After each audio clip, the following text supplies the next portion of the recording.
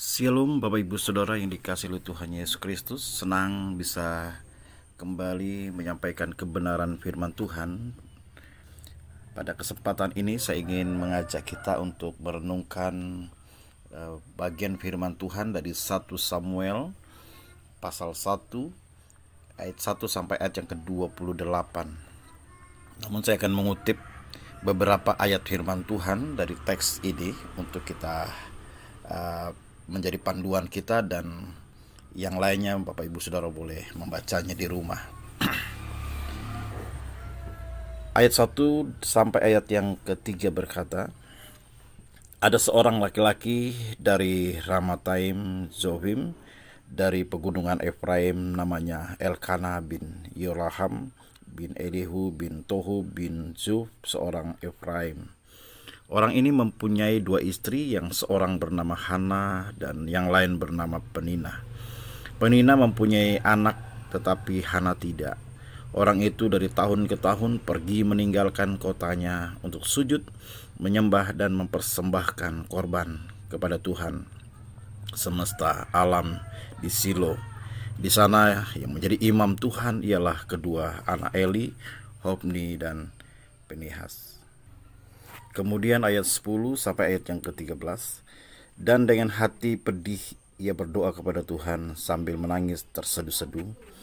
Kemudian bernasarlah ia, katanya, Tuhan semesta alam, jika sungguh-sungguh Engkau memperhatikan sengsara hamba-Mu ini dan mengingat kepadaku dan tidak melupakan hamba-Mu ini, tetapi memberikan kepada hamba-Mu ini seorang anak laki-laki, maka aku akan memberikan dia kepada Tuhan untuk seumur hidupnya, dan pisau cukur tidak akan menyentuh kepalanya.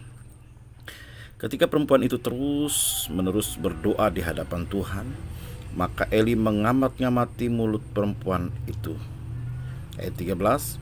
Dan karena Hana berkata-kata dalam hatinya dan hanya bibirnya saja yang bergerak-gerak, tetapi suaranya tidak kedengaran, maka Eli menyangka perempuan itu mabuk.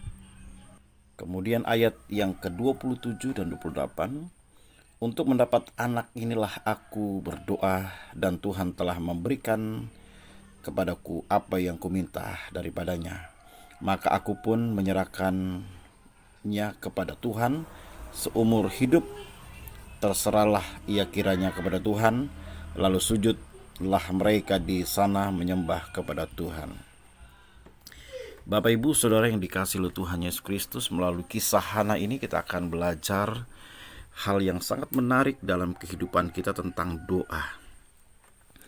Saya yakin bahwa Hana membawa pergumulannya kepada Tuhan bukan hanya sekali ini saja dalam doa ini yang kita baca, tetapi saya tahu bahwa dan saya percaya bahwa Hana telah bergumul dengan pergumulan yang sama dalam doa-doa yang begitu luar biasa. Dan ini merupakan satu pergumulan secara khusus bagi seorang perempuan. Ya, sebagai seorang perempuan, kemandulan adalah hal yang tidak disenangi. Tidak ada orang yang suka dengan itu secara khusus perempuan. Mengapa? Karena perempuan diciptakan oleh Allah untuk melahirkan. Oleh sebab itu kemandulan merupakan hal yang sangat-sangat tidak disenangi. Nah, inilah yang dialami oleh Hana. Hana bergumul dengan keadaannya dia. Dan di dalam teks firman Tuhan ini kita mendapati bagaimana Hana seringkali direndahkan oleh Penina. Dan kondisi itu membuat Hana semakin down, dan oleh karena itu ia tidak punya kekuatan, ia tidak punya kemampuan apa-apa selain berharap hanya kepada Tuhan saja. Hari-hari Hana diliputi oleh rasa sedih. Ia bergumul dengan keadaan dan situasi yang sedang ia hadapi. Dan kemudian doa yang dinaikkan dalam teks firman Tuhan ini merupakan doa yang luar biasa, saudara, untuk kita pelajari bersama. Pada kesempatan ini kita akan belajar bagaimana doa Hana dijawab oleh Tuhan. Kita melihat hal yang pertama adalah Hana merendahkan diri di hadapan Tuhan. Di dalam ayat yang ke-11a berkata, Kemudian bernasarlah ia, katanya, Tuhan semesta alam, jika sungguh-sungguh engkau memperhatikan sengsara hambamu ini dan mengingat kepadaku dan tidak melupakan hambamu ini. Nah, kita melihat di dalam teks firman Tuhan ini, Hana mengambil posisi yang merendahkan diri di hadapan Tuhan semesta alam dengan memohon Tuhan memperhatikan kesengsaraannya. Ia benar-benar dalam kondisi yang tak berdaya dengan situasi dan keadaannya pada saat itu. Ia merendahkan diri di hadapan Tuhan dan memohon kepada Tuhan untuk mengingat dia dan tidak melupakannya. Seorang yang benar-benar di dalam pergumulan yang begitu berat. Ia berharap kepada Tuhan dengan kerendahan hati agar Tuhan tidak melupakan dia. Bapak, Ibu, Saudara yang dikasihi oleh Tuhan, seringkali kita justru ketika menghadapi pergumulan, menghadapi situasi-situasi sulit, kita mengandalkan kekuatan kita dan berharap bahwa orang akan membantu kita dengan kondisi kita. Memang benar, Tuhan bisa menggerakkan orang lain untuk membantu kita. Tetapi hal yang harus kita lakukan pertama-tama adalah merendahkan diri di hadapan Tuhan dan memohon Tuhan memberikan pertolongan bagi kita dalam menjalani kehidupan ini. Dan kemudian hal yang kedua, mengapa doa Hana dijawab oleh Tuhan adalah Hana berdoa meminta agar Tuhan dimuliakan. Maksud saya adalah ia meminta sesuatu agar melalui sesuatu apa yang ia minta itu nama Tuhan dipermuliakan. Bapak, Ibu, Saudara yang dikasihi Tuhan Yesus Kristus, dalam ayat yang ke-27 berkata, untuk mendapat anak inilah aku berdoa, dan Tuhan telah memberikannya kepadaku apa yang kuminta daripadanya. Kemudian ayat 28, maka aku pun menyerahkannya kepada Tuhan seumur hidup. Terserahlah ia kiranya di hadapan Tuhan, lalu sujudlah mereka di sana menyembah kepada Tuhan. Mari kita perhatikan kisah ini baik-baik, Bapak Saudara.